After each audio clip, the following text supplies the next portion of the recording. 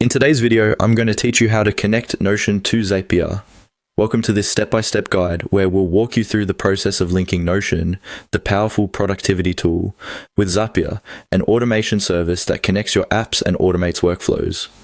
By the end of this tutorial, you'll be able to seamlessly integrate these platforms and streamline your tasks with ease. To begin, you'll want to make sure you're logged into your Zapier account. Once there, navigate to the left side of your screen. You should see an option labeled App Connections. Click on this to open the menu where you'll manage all your app interactions.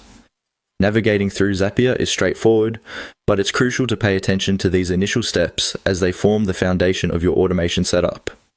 Now that you've accessed the App Connections menu, you should see a button or tab named Apps. Go ahead and click on it. This section is where you'll find all the various applications that you can connect with Zapier, offering you a world of automation possibilities. Once you're in the Apps section, locate and click on Add Connection. This option is designed to facilitate your integration process by letting you add new apps to your Zapier account. Adding a connection is straightforward, but requires careful attention to ensure the correct configuration of your desired applications. In the Add Connection menu, you're going to want to type in Notion in the search bar. As you start typing, Zapier will automatically filter the results, making it easier for you to find the correct application without sifting through a long list of options. Once you see Notion in the list, click on it. At this point, Zapier will prompt you with some on-screen instructions.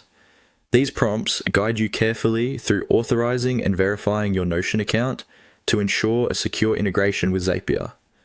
It's essential to follow these on-screen prompts meticulously, as they're designed to authenticate the connection and grant the necessary permissions. Remember, when connecting Notion to Zapier, you may need to log in to your Notion account if you're not already signed in.